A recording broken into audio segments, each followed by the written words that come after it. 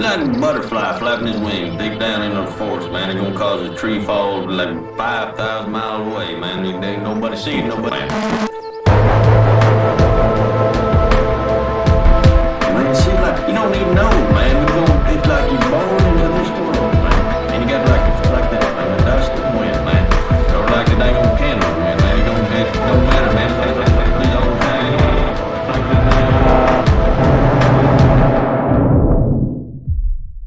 All right, Aydin Paladin, welcome back to the Jay Burden Show. How you doing? I'm good. Hey, thanks for having me back. How are you doing? I'm doing quite well. I'm always excited to have you on. Our last discussion, I think, was particularly interesting. But in the couple months since, you have continued to put out a lot of great work on your YouTube channel. Oh, thank you. Including a pretty interesting piece about left-wing political violence. Now, obviously, the big story really of the last year was the assassination of Charlie Kirk. But political violence has not stopped in the intervening time. Obviously, there's been dramatic footage out of Minnesota. 2 ICE agents were shot in the Pacific Northwest overnight. Yes. This is continuing. So I'm curious if you could you describe, what provoked you to make this and then, what you found? Right. So it was the assassination of Charlie Kirk that was the impetus behind me looking into it. And then also what I found to be a consistent problem in looking into violence rates, terrorism rates, these kinds of things, is that there are often gaps in the data that are just not accounted for. And so I wanted to take a look for myself and see, well, we've got, for example, massive data sets, the PURIS data set, which is Personals of Individual Radicalization in the United States, and then the Global Terrorism Database. These are, particularly the GTD, Global Terrorism Database, is enormous. It's like 48,000 cases or something like that. Huge, enormous data set that goes back to the 1970s, and the United States one, PURIS, that goes back to the 1940s. So you have an enormous amount of information in these data sets. And what they include are not just, particularly the Global Terrorism Database is very good on this one. It doesn't just include injuries and casualties. It also includes attempted terrorist attacks that didn't necessarily result in any injury or casualty. And then it categorizes them, when possible, along with known domestic or international terrorist groups, group affiliation. And what I was able to find in going through that is that it seems that the left is, because we commonly hear that the right conducts far more acts of violence. And first of all, in order to be able to nail down what do you mean by the right is more violent than the left, I decided to narrow that down into acts of terror, because I think those are the most extreme. They're also far easier to classify as an intentional political attack rather than things like street violence or prison violence, which can have all sorts of motivations, interpersonal, with gangs. There's all kinds of drama and things that are involved in that. But with terrorism, it's directed and it's usually political in some way. So when I went through the Global Terrorism Database and accounted for all of the attempted attacks that were not successful, groups that were broadly speaking left-wing, and I went through and not only categorized them myself based on known affiliations, like what do these groups represent, and they break down into things like, particularly if you look at history, environmental groups, animal rights groups, and then of course you have things like Antifa and more modern sort of left-wing groups versus the right-wing ones, your classic KKK, whatever you think about that, being aligned with Democrats or not. Anti-Islam is, that one can be a little bit iffy in some cases, but broad speaking, so like Weather Underground, classic left-leaning terrorist organization. Ku Klux Klan, whatever you think of them, is categorized typically as a right-wing organization. Went through and checked those. I also ran my personal checks of these versus what other scholars had done. My alignment and my categorizations lined up with theirs more or less identically, with a couple of very slight variation. So I had both gone through it myself and validated it with external sources. And what I found is that people, or left-wing groups, were as likely to attempt acts of terror Actually, they were slightly more so by about 0.5%, but it was nearly identical. The difference was that when a left-wing group or individual engaged in any sort of terrorism, they were far less likely to kill or injure anyone. I'm trying to find the exact statistic here because I have it in my notes. The percentage of right-wing groups, right-wing completed attacks perpetrated in 2002 and 2019 in the U.S. that resulted in at least one injury was 64.3%, while 59% of left-wing completed attacks resulted in at least one injury in that time frame. Data further regarding deaths illustrate this difference. As of completed right-wing attacks during this period, 50% resulted in at least one death, while 29% of completed left-wing attacks resulted in at least one death. In total, a right-wing attack is on average 1.72 times more likely to result in a death than is a left-wing attack, and a right-wing attack is 1.09 times more likely to result in an injury than is a left-wing attack, based on trends since 2002. So it seems to be that the difference is not so much one of intent, it's one of competence. The left, when it decides that anyone on the left, either groups or individuals, decide they want to engage in political terrorism, are far less efficacious at carrying it out if the goal of terrorism is what the goal of terrorism is, to terrorize people through death, injury, and violence. Well, I think that there's several interesting factors here. I think one of them, and I'm glad you brought up the prison violence, right? Mm-hmm. Because oftentimes in discussions of these statistics, and you see this a ton as well in the discussion around school shootings, right? There's sort of a deliberate or calculated effort to sort of chum the waters, right? Yes. And so like, some guy getting depressed and, painting his brains over the roof of his Honda Civic, right, is okay. Sure. That is a time a gun was shot on a school property. That's not what we're talking about. Somewhat similarly, I don't pretend to have any insight into how the Aryan Brotherhood works, but not really a political group per se, right? Mm-hmm. It's sort of a different thing. Like if you go in there and talk to those guys about like Francis Parker Yockey, you probably won't get a warm response. Now, that said, one of the things that, just upon first hearing this from you, my reaction is, well, okay, so that's when we consider the kind of like very serious political terrorism. Mm-hmm. But what patterns do we see on the kind of lower level violence, right? Not necessarily street fights, but for instance, I'm sure you saw the dramatic footage of this, a conservative figure in Minnesota being, dragged into a crowd and stabbed, right? How is something like that classified? And also, and I realize this is past the scope of what I was supposed to ask you, but I'm curious about it. How does that bear out in the data? For what I looked at in Global Terrorism Database and in PIRAS, that isn't usually included because street riots and violence like that, you're talking about emotional social contagion. There's emotions are running high and they become contagious amongst crowds. This is, very old, why you don't shout fire in a crowded movie theater. It makes everyone freak out and they share their emotions instantaneously. This is mirror neuron stuff. It evolved somewhere between 25 and 65 million years ago in primates. People have to be able to communicate their emotions instantaneously via nonverbal cues. So as a result, it becomes very difficult, even if one side ends up committing more acts of violence against the other in terms of street violence, it's usually not planned. So when I was specifically looking at the terrorism information, that was to try and find a way to operationalize who does violence and why is it that there is this pervasive narrative that the right is overwhelmingly violent comparatively to the left. And the reason why you're able to get those kinds of findings from the data is, again, a competence issue, not a confidence issue. The left seems just as confident in doing violence. And that's why they will go out into the streets and stab somebody, particularly when they're in these highly emotionally contagious environments. And funnily enough, it links back to something that leftists themselves tend to tout as their number one virtue, which is empathy. Ultimately, that behavior, the street violence, the crowd violence, is driven by those mirror neuron responses that are evolutionarily adapted and allow them to translate these emotions amongst each other. They do organize, but it doesn't have to be organized. The violence can erupt spontaneously, and it becomes difficult to then pull apart, well, who started what, and was this ideologically driven or was this emotionally driven, and where do you draw the line there? And I think it is difficult to delineate the two. Yeah, I want to get into that sort of empathy that you mentioned.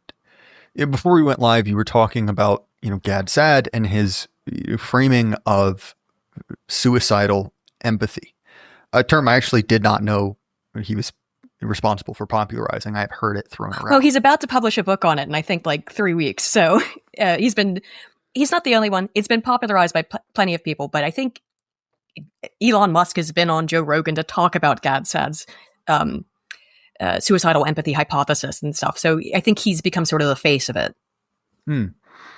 And so as far as I understand, this is effectively a pithier way to explain the heat map meme, right? Which, for those who aren't familiar and terminally online, it's a way to categorize how people rank order their attachments. People generally described as conservative place the most weight on their immediate connections with kind of a slow taper off. Whereas liberals, and again, this is stated instead of revealed, but place a much higher level of pull or sway on these sort of universal bonds towards humanity writ large, or the universe, these kind of more abstract concepts. And so I'm curious, right? When we talk about empathy, what do you see going on there? And you mentioned that you have at least some issues with that term, suicidal empathy, and I'm curious to get your thoughts on it. So the Waits et al. 2014 analysis, the heat map meme, is probably like one of the most misunderstood, I think intentionally misunderstood studies, because it reveals something about the left that I think they feel very uncomfortable about. The Waits et al. Analysis contains several studies in and of itself that produce that heat map. That's just from one of the studies they conducted. In one of the studies in the set, they gave people a limited amount of empathy. And that's the study within the set that I think has the most verisimilitude, because empathy as energy, as time, is inherently limited. If every single person, or if anyone, cared about every single thing in the whole universe all the time, as leftists claimed to be able to do, you'd be apoplectic. You would not be able to get anything done in your own life because you'd be so overwhelmed with emotions all of the time. Empathy, emotions, are intrinsically discriminatory. You have to choose what to care about and what not to care about. Otherwise, you couldn't function. So what I think the Waits et al. Analysis actually reveals, and I've made statements about this before, is that in terms of where to select the empathy, leftists put it out in this very far concentric ring. I think the centers around about 12 or 10, out very distantly, and that's all of humanity, all animals, all things in existence. The 14th concentric ring is all things in existence. That's where their loci of care is concerned. Whereas, yes, with conservatives, their loci of care is friends, family, nation. When you talk about how much empathy that you have because it is a limited resource, what this means in practice is not so much, I care about all things in existence. Because you only have so much, that means it has to be divided by all things in existence. Functionally, that means I don't care about anything. Except one thing. I care about how I am perceived by others in claiming to care about anything and everything. That is narcissism. Which, as it turns out, is the only one of the dark tetrad traits, that is not negatively linked to any measure of empathy.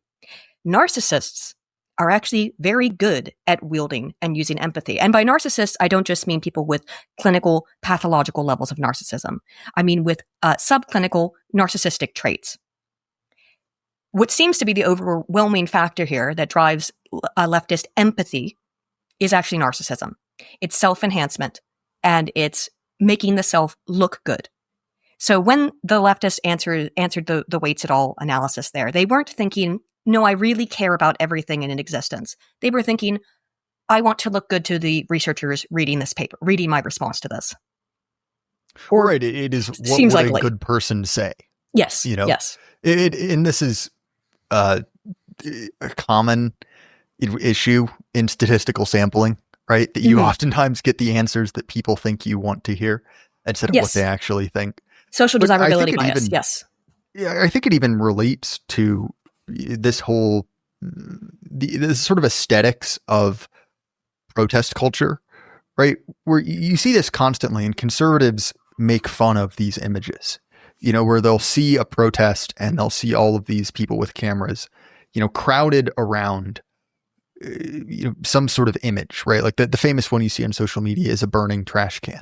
And so, one half of the image macro will have this dramatic shot of a burning trash can. The other shot from across the street shows a bunch of guys with cameras standing in a largely empty city square with a burning trash can. And they're right to make fun of that because it is ridiculous. But on the same, to look at it another way, no, that's the power of it. Yes. Right. Because what matters in this instance isn't actually the mechanics of a protest, right? It isn't actually how many people there. It is the sort of the mimetic impact of it, right? That event becomes those images. And if you can insert yourself into those images, and we've seen this over and over and over again with the ICE protests in Minneapolis, right? These sort of failed attempts to create an iconic moment. You can think of the rather rotund woman, standing out in imitation of that famous photo of, the Chinese guy who was run over by tanks. And of course, that didn't happen, right? She wasn't actually ground to pulp, and she did not become, one of these iconic images like the students placing flowers into the barrels of the rifle. Right. But you can see the attempt because, again, the point is not the protest. The point is to be a person who is protesting and who is captured and who is part of this sort of, as you said earlier, social contagion. Yes. And the reason to do that is, again, because this is something, not everyone who engages in activism is a narcissist. However, activism very much appeals to narcissists. And there's significant research on this. That it certainly seems that the reason why, let me see if I can find this citation right here on this. There's Waits. Let's see. They do tend to do, people who engage in political action are often driven out of a desire to be recognized. They want to be photographed. It is about gaining attention. It's about creating, these powerful images, also because that spreads the emotional contagion, that spreads the message.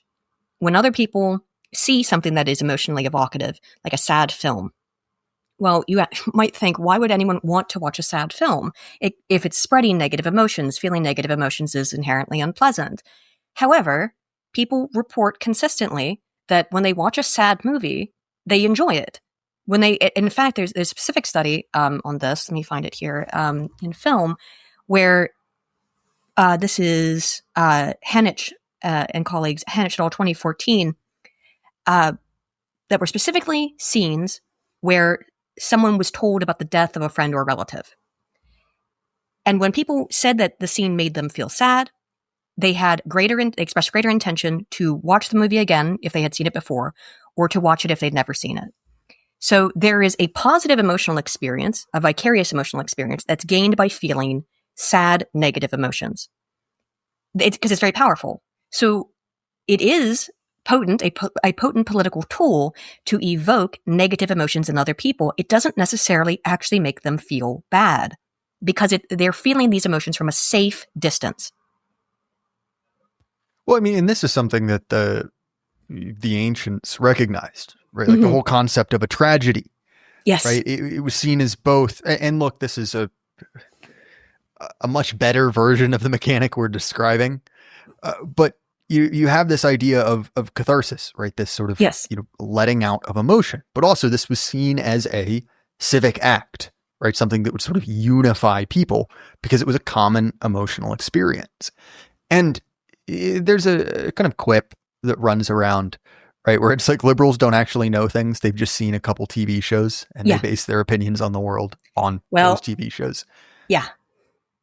I've got a specific finding on that as well. Oh, well, good. That was just a prejudice that I had, and I'm glad to know that there's science to back it up. Really the only time I care about science. But in all seriousness, right, that very much is an aspect of, the cultural left's power, right? Is this kind of, cultural meme complex. Yes. Where, these common emotional experiences. And I think perhaps you see this the best with the baby boomers because they lived in a much more unified culture than either you or I grew up in. But you can almost tell when, and, Devin Stack of Blackpilled has talked about this. And, I may disagree with him on certain things, but he's completely right here, where he talks about the boomer speech, right? Where you can tell in their head, they're running through that moment from Field of Dreams or that moment Yeah. from Dead Poets Yes. Society. It's like the TV has taken over them, has possessed them. And in much the same way, right, these incredibly powerful, in some cases, negative experiences, you could argue there's something, similar around a, prominent 20th century ethno-religious political disaster. Yeah, right. Yes. We'll speak around it for the sake of whichever Indian is running YouTube. Right. But it becomes this incredibly powerful political force, that kind of emotional outpouring. But Aydin, you said you had actual science to back that up? Yeah, it's a 2019 study from Hamadol. And what they did is that if you've seen the memes where it's very common to see, particularly people on the left do this, although I've seen, I guess some people on the right do it as well. It's not that the people on the right don't tend to get attached to fictional figures. Amelia is certainly an example of one. Literally me, right? Ryan Gosling. There's plenty of those as well. But you'll often see what the left tends to do more specifically is less the literally me, maybe, but it's more this character would agree with my political opinions, and sort of using fictional characters who are seen as... It's the Donkey Kong says trans rights thing. Yes. Right? Yes, and that's been found. Hamadol 2019. Specifically, what they found is that one aspect of effective empathy, which is called peripheral responsivity. Those are emotional reactives to immersive cues that you find in film and television, was negatively related to all three dark triad traits, which means that people who emotionally engage with fictional characters tend to score lower in dark personality traits, but peripheral responsivity had no relationship to any form of indirect relational aggression. Indirect relational aggression are things like social exclusion, malicious humor, and guilt tripping. So the people who post the Spider-Man would vote the way I do are not necessarily dark triad, but they are more likely to engage in interpersonal aggression towards other people, to force them via guilt tripping, to force them via social exclusion, and other tactics to agree with them. It's social ostracization and it's aggression. All that empathizing with fictional character stuff actually leads to exclusionary behaviors. Yeah, and that's a really interesting thing as well, because you mentioned before, right, the difference between empathy per se and being desirous of being perceived as empathetic. And another aspect of that as well, I think, is, and maybe this is a slightly different dynamic, is the desire to, on one hand, purge others and also avoid the purge. Yes. The kind of like social competition that this belief structure allows you to engage in. Like, for instance, if you've literally ever worked in an academic setting, you see this all the time, that there is this sort of jockeying behind the scenes using kind of, progressive politics, right? Because that is a secondary, I guess you'd say, method of advancement. And when that becomes the kind of one of the primary methods for sorting yourself, and that becomes sort of like a known exploit, even aside from the other things you're talking about, where these behaviors in particular are associated with certain aspects or certain left-wing political views. It's like, well, you are now adding an additional layer of selection on top, right? Adding a sort of like ruthless game, Yes, side by side, Yeah. to select for these sort of dark tetrad personality traits. It's a survival pressure, is exactly what it is. If you are going to survive in predominantly left-wing space, you need to be performative. That's why they're going out into the streets right now in Minnesota and going and, tracking down random people on the street and saying, okay, shout, F ice, you have to engage in the performance, or else you haven't painted the blood over the top of your door to let us know that we can pass over you. It's required within their collective mindset that if you don't engage in this performative empathy, tactical empathy, whatever you want to call it, therefore you are unempathetic, and more specifically, you are unhuman. The dehumanization factor that occurs with this, I think it's why, like many things, obviously the overuse of terms like Nazi, fascist, those are all intended to dehumanize. And the reason for that is, as I mentioned, it's because empathy need be selective. Because you can't care for all the people all the time. So in order to divest themselves of caring for people, they have to give them labels like Nazi or fascist. That makes them unhuman. And that's been linked, by the way, to grandiose and to vulnerable narcissism. That specific type of dehumanization in political ideology specifically. And I'm curious to get your thoughts, Aydin, because obviously the discussion around the Charlie Kirk shooter is incredibly fraught. People have a lot of different opinions. I'll leave it at that. And I just know by mentioning this, I will get one comment from one guy. I know who you are, who will tell me Charlie Kirk wasn't shot. But in all seriousness, right, when you look at figures like Tyler Robinson, yep. Mm-hmm. Yeah, the Kirk shooter, or these other kind of lone wolf attackers, the guy who shot 3 Guatemalans trying to hit ICE agents. Again, going back to your thesis of competence. But to me, and this has been remarked upon, even going back to who is the assassin that was his execution was summarized in Foucault's Crime and Punish. Oh, shoot. Point is, he was an attempted regal assassin. Yeah. But you see this same, on one hand, delusions of grandeur, but also narcissism, right? The idea that I will make my mark on history through this one defining act. Yes. And so I'm curious, when you have this kind of, all of these variables coming together, it seems that it's almost a miracle that we've only had, one successful and another attempted assassination in the last couple of years, because it seems as if this is sort of a perfect storm for, narcissists to lash out. Yeah. And that's at the end of 2025, or near the end, I think it was in August, the Center for Strategic and International Studies conducted a survey on the number of right versus left-wing terrorist attacks or plots that had occurred since 1990. And what they found is that last year, September 2025 is when it was conducted, I think, or at least published, was that, and that was before the shooting of Charlie Kirk, was that even at that time, it was the first year ever since the 90s that labeled left-wing violence had surpassed right-wing violence. And that year it was, according to, from terrorist affiliated groups, it was 0 from the right to 5 on the left. I think that the left is so activated now. These are things that have always existed, and particularly this pathological, in some cases, but oftentimes not pathological, just trait like narcissism that is raised up by the left, because whoever can be the biggest performative activist in some way or another is given the most attention.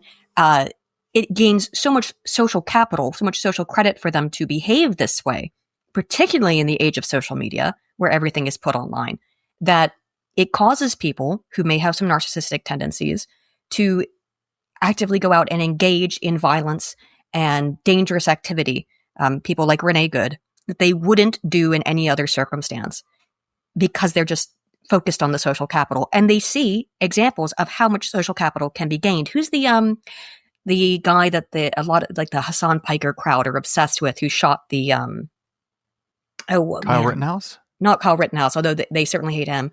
Shot the healthcare CEO.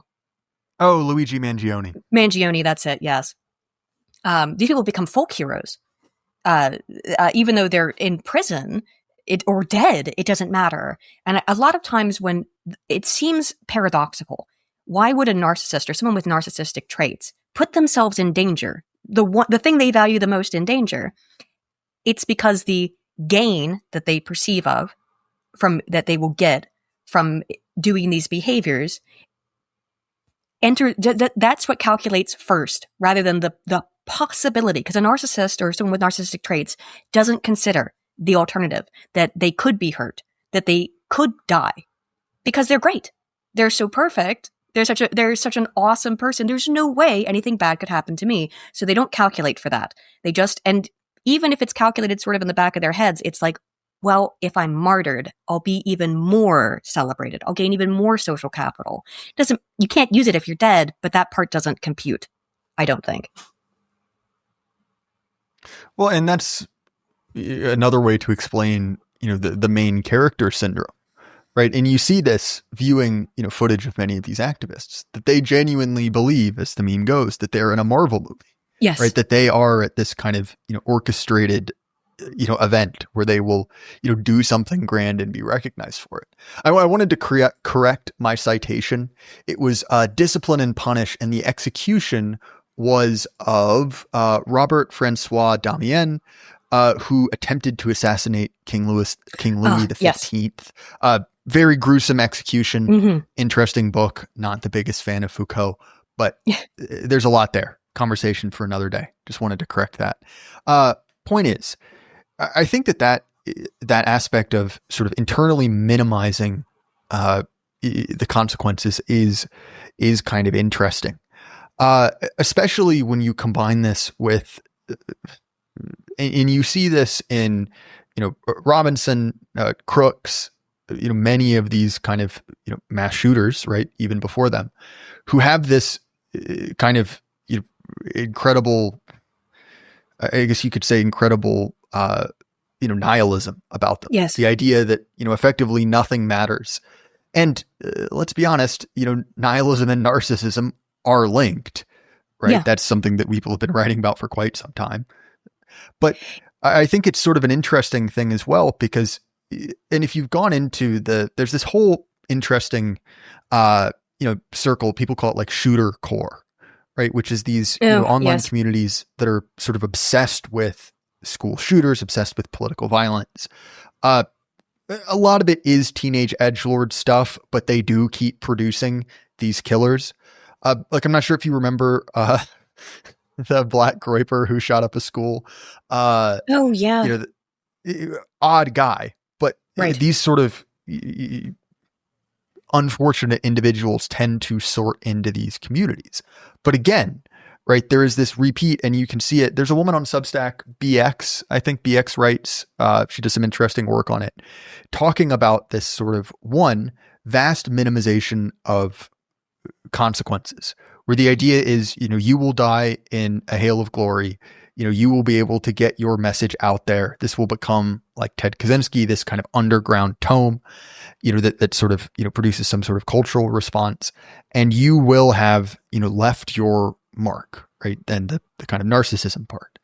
And it's always interesting to me to see the cases where you can find all of those, I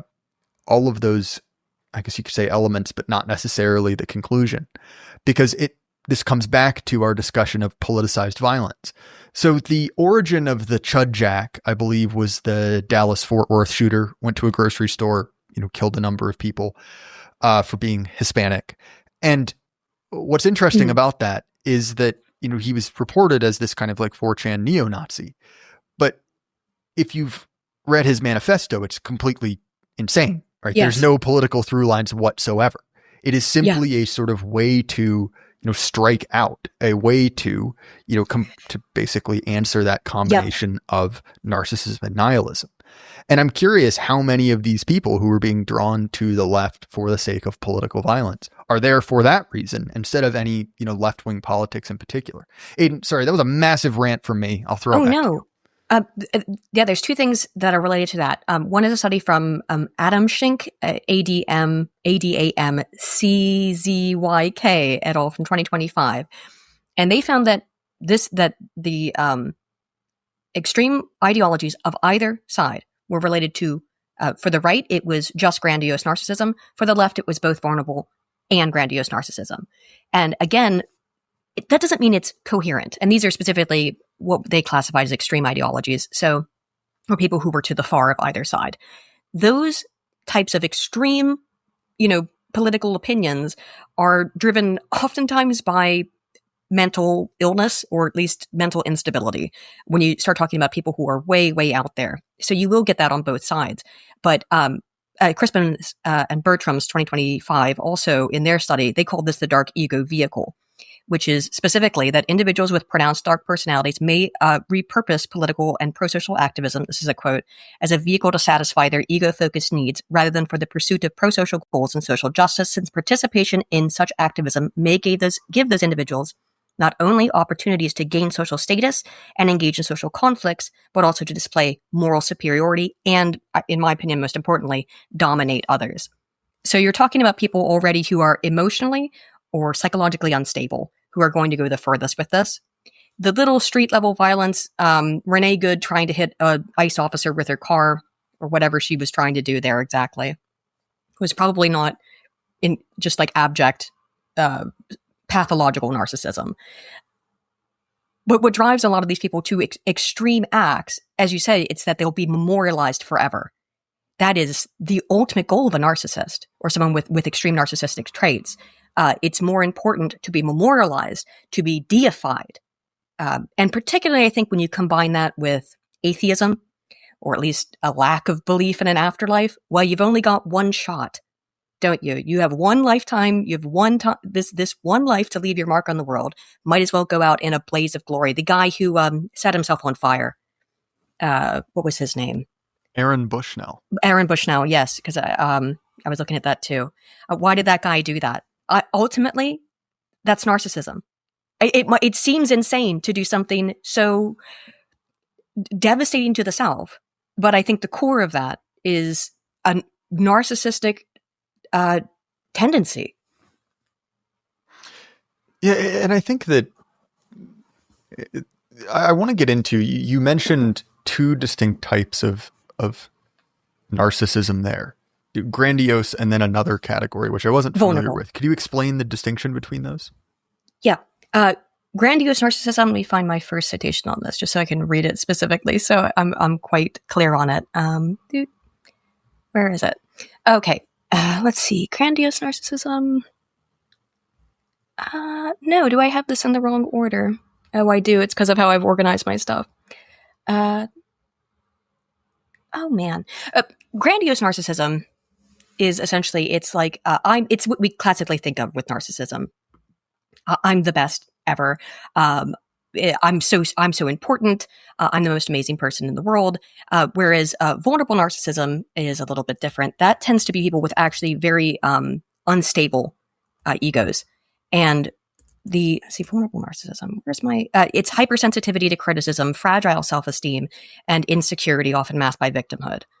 So it's unsurprising that you find vulnerable narcissism being a little bit more common in leftist with extreme ideology. And although they also have grandiose narcissism, again, inflated self-importance, that is more commonly linked with extreme right-wing ideological positions. However, again, when you talk about the fringes of politics and people who will go out and do violent, crazy things, even though it is self-harmful, self-terminating even, it's this dark ego vehicle. Well, and I think that one other aspect of this that it seems as if many people are unprepared for, and I particularly mean older generations, is because of effectively the internet, right? Rapid communication. This is no longer something that is sort of highly geographically correlated. Like, no. Sure, there's still more riots in Portland. You're much more likely to be involved in, physical violence there for political reasons than anywhere else. But have you followed at all? Not that you should have, but the kind of like armed trans groups, like the 2A for All crowd. Have you paid attention to that at all? I've noticed some of it. That's of course been growing in frequency. That's come up a lot now again in Minnesota with all the people out there with guns. And, oh, wait, I thought you were pro 2A. What's your problem with these guys being out here armed? Yes, exactly. Like, you hypocrite. Why do you object to this, mentally unwell man in a dress, heavily armed? Yeah. Sorry, that was rude. Anyway, in all seriousness, it's just accurate, statistically speaking. But my point being is that because of algorithms, because of particularly chat services like Discord, but the same thing happens on Telegram and others, this is no longer geographically correlated, which I think is quite interesting. So you have this phenomenon, and I see this in a relatively conservative area of the country, where you sort of have these almost like sleeper cells, right, who have formed a sort of non-direct digital community where these sort of ideas are kind of amplified within one echo chamber. And I think that that's a very interesting dynamic, because before it was like, oh, well, I can reliably be assured that a teenager in Biloxi, Mississippi will be different from one in Brooklyn, New York. And while that still may be sure on like a demographic level, the political extremism, I think, is a very different beast from the pre-digital era. Oh, yeah. So, for example, there's a study, I covered this in the video I did on the violent stuff. It's Balka, Sirivianos, and Blackburn from 2023, and they were looking at tanky subreddits, which is like the perfect example of this stuff, of what you're talking about there, I think, where it's a group of people who have some shared political ideology or perhaps quite similar political ideology. And what they sit around doing is, compared to the rest of Reddit, which is already leftist in nature, the tanky subreddits were 100 times more likely to make threats, 50 times more likely to attack the identity of others, 21.2 times more likely to insult others, and 5.3 times more likely to use profanity than the rest of Reddit.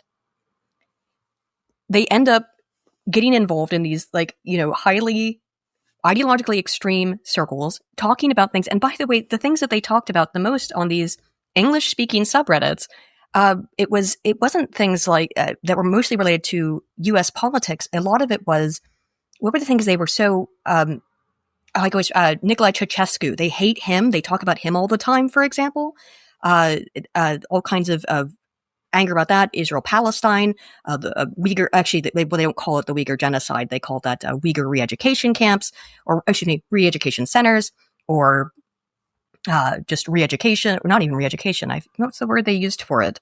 Boarding schools. That was the term. Uyghur boarding schools. They use different language in order to reframe things. And they tend to focus very much on things that are happening on the other side of the planet. They don't talk a lot about things that are happening nearby them, which it can only be facilitated by the internet and access to these things that happen worldwide all the time, which actually kind of goes back to the Waits heat maps. Their focus is out in these distant concentric rings, very far away from themselves. It's also why they tend to focus so much on, let's say, immigrant communities. Why are they out here putting their lives on the line for people that they don't really have anything in common with? And that's because of identity fusion, which has also been found to be, significant among people who lean left. That's Kunst et al. 2018 had a sample of white American university students who reported feeling strongly fused with Palestinians and Kurds, and who also identified as left-wing activists. And when they strongly identified with Palestinians and Kurds, and not with domestic leftist issues and domestic leftist groups, they said they were more likely to go out and fight and die and kill on behalf of Palestinians and Kurds than they would to fight and die for domestic issues. The hypothesis as to why is confusing. I think it's because when you don't have personal experience with these groups, you don't have any necessarily negative information about them. You can make up in your head and fantasize about them being just perfect victims. In the same way that you'll find a lot of times when someone like Renee Good dies in one of these confrontations, they don't want to look at any kind of negative information about that person. Knowing as little as possible about someone allows you to construct a version of that person or people in your head that is very positive. Familiarity breeds contempt. So they fuse themselves with outgroups they have no personal relationship or ties to.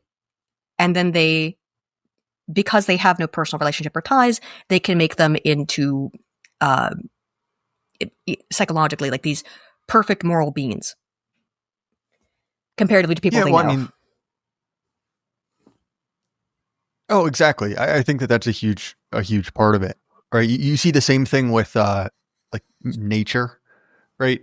That nature is this sort of like deistic force for many environmentalists that is completely disconnected from people who actually go outside. Now, obviously, there are a great many environmentalists that I think do good work, but I had a very interesting interaction actually with my neighbor. I write for a conservation magazine, or I have, who knows if it'll come out or not, with my buddy Braxton. And, being a white guy from Southwest Virginia, I've worked on farms before. I've, gone outside before, and, I enjoy hunting and fishing. And so I have a pretty realistic view of nature, right? Like even the US East Coast, which is not that dangerous. It's like, well, 100% it is. And you compare that to, my neighbor who's a very nice lady, but a stereotypical hippie, got into a conversation about, conservation and realized very quickly we have radically different understandings of what nature means, right? Because again, this is someone who grew up in an urban area, and for them, nature is the park, right? It is a walled garden, literally, instead of, this thing that has positive and negative aspects to it. It's a National Geographic documentary. 100%. It's Ken Burns or, David Attenborough. Mm-hmm. And I think that's definitely a part of it. I'm honestly astounded that Ceausescu features so much in their kind of hatred. I could get Codriano, right? Like that would make sense to me. Yeah. Bizarre people. I don't understand. He was Reddit the slightest. One of the most discussed topics across the 5 tanky subreddits that they sampled there.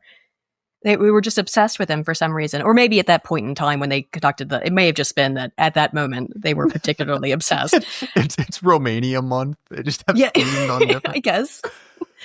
Yeah, but I mean, very distant things because again, if it's close to you, you might have a little bit more personal information. You can't create an idealized version of it if you have too much knowledge of it. So immigrants are a great, particularly if you're a citizen, are a great sort of source of or place to place all of this empathy, quote unquote, because you don't really know them. If you're not an immigrant, you can just make up in your head, well, all immigrants must be X, Y, Z. They're all just struggling for a better life. They're just, they're here with the best intentions. They would never do any crimes or anything because they're just honest, hardworking people. That's really easy to do in particular if you're a awful, for example, affluent, white, liberal female, right? You don't actually interact with these people on a daily basis almost at all, if at all. They exist out in the periphery. So it's very easy to assign positive traits to them. Well, honestly, you see sort of and I was speaking with my wife about this because of the kind of inverse relationship that upper class progressives have to poor urban blacks and let's be honest, not even poor, just lower middle class and down whites. Yes. Right?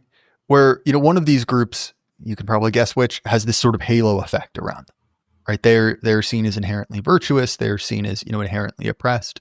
Whereas, their Uncle Randy, right, who owns a dishwasher repair business, is inherently suspect. We don't like him. We think he's gross. We think he's low class. And it's interesting, and I'm sure you remember this during the kind of Bush era, right, where there was this sort of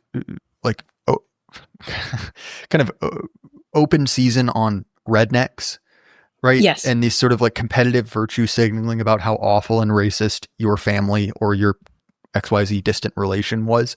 Again, because it was distant, it was sort of, a way to, externalize, again, born from, let's be honest, very limited or no real contact. And the positive side of that is what you see in, diverse urban communities, where it's like those are sort of overly romanticized. And again, as someone who has grown up in the South and has familiarity with both of those groups, neither reading is true. Like, no, let's be honest, like there are very real problems with white trash. And I don't particularly enjoy dealing with like, shitty meth heads in the parking lot of a Walmart. No. Or also, hood rats. Like neither one of these things are the kind of, mimeticized, that's not a word, the sort of like romanticized version of it.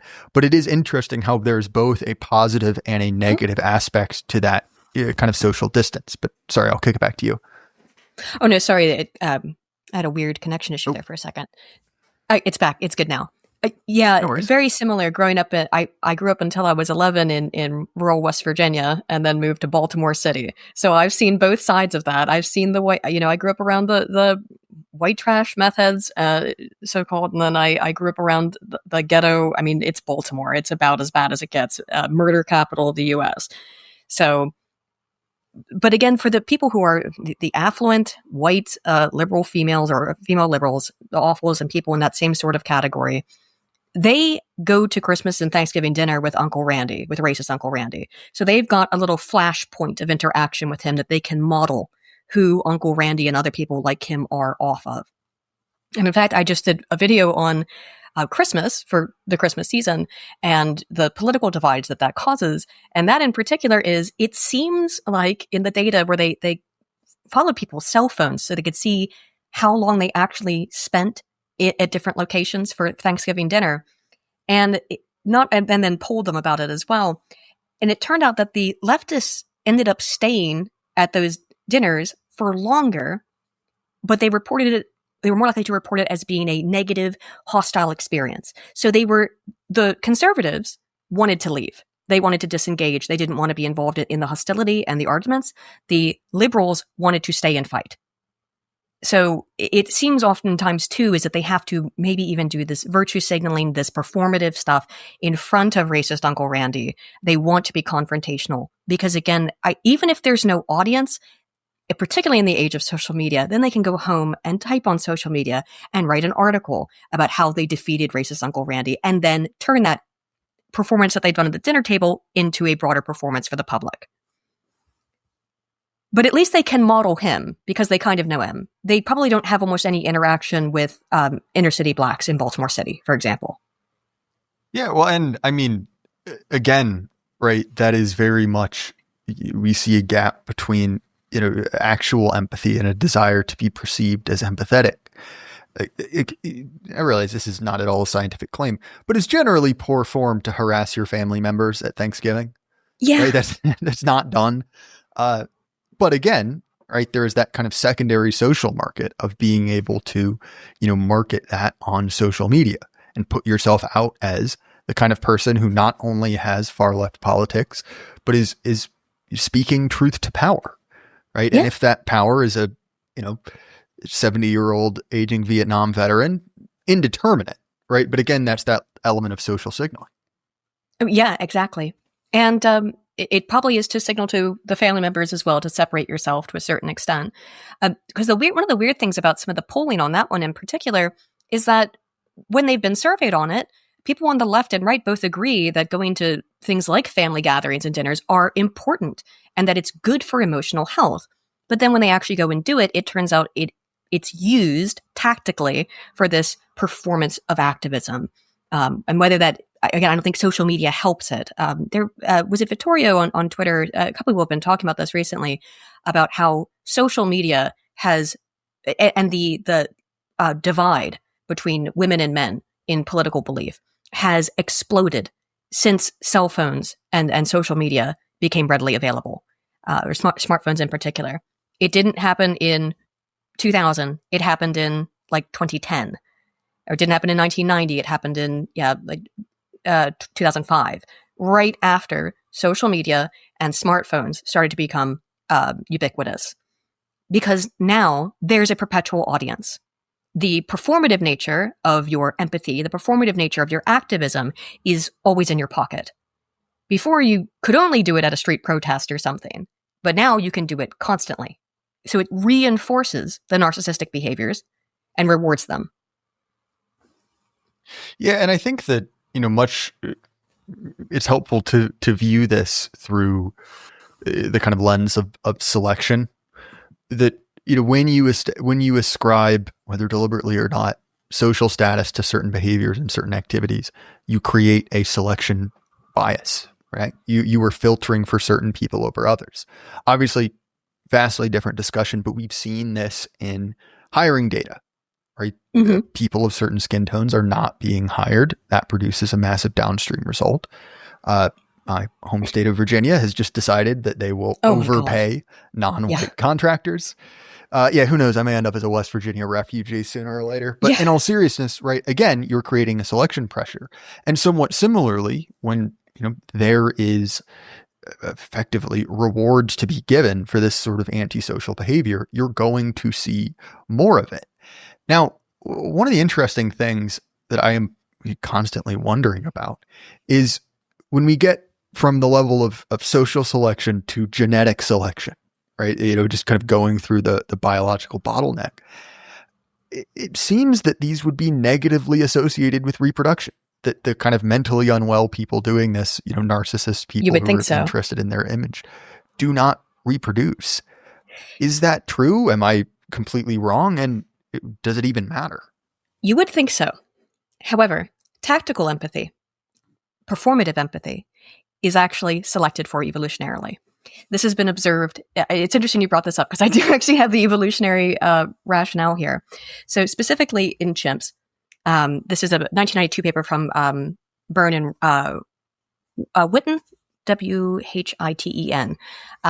They found that chimps, what they'll do is, male chimps in particular, when there's high status males, powerful males around, the lower status males will pretend to be innocent. They'll pretend to just be interacting in a subservient or submissive way comparatively to the male, but they will get erections and hide their erections with their hands so that it is visible to the fertile females and invisible or obfuscated from the male. If chimps are able to do that, then we have a pretty good rationale that this evolved a long time ago as a strategy to make yourself look good, to do face work, as Irving Goffman would call it, towards a selective party. So, yeah, it actually seems that there is now empathy, genuine empathy, obviously has evolutionary pressures behind it, because it's a way to be able to signal to other members of your group something is wrong, there's danger. Being able to read faces, being able to take perspectives, allows you to feel with other members of your tribe. So if a member of your tribe is killed, you feel with their family and will want to protect them. And this is advantageous to the survival of the group. Just as it is advantageous to be able to read emotions, to detect if another member of the tribe is afraid. But then we also see, well, this empathy evolves for that reason. You also get the tactical layer. In order for the chimps to be able to, why would a chimp do that? The only reason to hide the erection, it has to be able to simulate the minds of other chimps, to know what they can see and what they can't see. To know that the males, the dominant males, can't see the erection because it's been hidden with their hand, but that the females can see it. So this very basic perspective taking that it's at the core of empathetic response, evolutionarily, is also selected for to be tactical in certain circumstances. Yeah, I think that's particularly interesting, and not to pull this down into so-called dating discourse, which is really like the lowest common denominator on the internet. I tried to avoid it if at all possible, but you do see this, right? That like the meme of the male feminist as a predator, the nice guy, right? yes, yes, that is tactically assumed to sort of gain access to certain spaces, as some would say. I mean, like that bears out, right? Anecdotally, you and I both probably know half a dozen examples. So yeah, I mean that's a very interesting thing that you bring up there, and honestly, it's part of the reason why, generally speaking, it's things like academia are kind of a tough nut to crack, because those accreditation and prestige networks are so ideologically captured. And when they have that kind of, ability to designate what is and isn't prestigious or isn't socially advantageous, to people who are looking to sort of, climb up the social ladder, it's like, well, right. What do you do then? Right. Because I'm not asking you to solve this problem in the remaining 2 minutes of this podcast. Yeah. But it does become a very difficult issue, right? Because there are a number of people, some of them pathological, some of them simply human, who are extremely susceptible to those sort of social cues. Yeah. And it is, with the way that it's set up, it actually creates a fertile breeding ground for dark personalities. Machiavellians in particular, and narcissists and psychopaths. Psychopaths are kind of the worst at it, but sadists are not, curiously. But Machiavellians, narcissists, and sadists are able to recognize also that when their internal emotions don't match what they're supposed to feel. So they recognize that they are feeling incorrectly. They will observe the way other people are expressing emotions, and they will mimic them. This is mirror neuron response. It's also been observed in macaque monkeys. And it's, again, millions of years old. when somebody waves at you, someone's waving in a crowd and you think maybe they're waving at you, so you wave back. That's a mirror neuron response. It happens autonomically. And people who have these dark personality traits, they recognize that they can maneuver their way into these different situations, environments, groups, and engage in them tactically by observing others' emotions and mirroring them using this evolved mirror neuron response. And it's unfortunate. The institutions have to be changed because otherwise, again, it selects for people who can manipulate the best. No, that's a valid point. So, Aydin, we are coming up on time. This has been a fascinating discussion. I'll make sure to link to your work on YouTube. But where can people find you and what are you working on? Aydin Paladin on YouTube. I'm about to start putting out some shorts on this tactical empathy stuff. I've been working on it for the last week and a half or so since the Renee Good thing happened, just because I was interested in it. And then I did know also that Gad Saad was about to publish his book on suicidal empathy, and it seems like it's a really hot topic right now that a lot of people are curious about.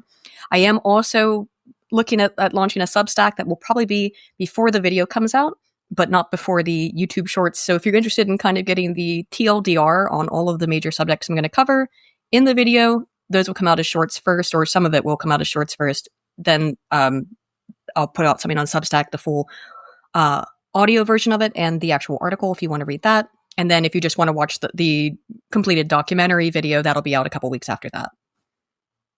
Well, sure. I am looking forward to both of those. As far as my stuff, The Jay Burden Show, Apple, Spotify, YouTube, anywhere you want to listen to podcasts. If you want to support me, you can throw me a few bucks on Patreon, Substack, or Gumroad. Look, I know the ads on the free version are irritating, but I got a mortgage to pay. And thanks to one Abigail Spanberger, I've got a whole lot more taxes to pay, which is fun. So you can throw me a few bucks, get the episodes early and ad free. Check out our sponsor, Axios Remote Fitness Coaching. Again, Aydin, this was a ton of fun. Yeah, thanks for having me. Always a good time. To everyone at home, keep your head up. Life can't last forever. Good night.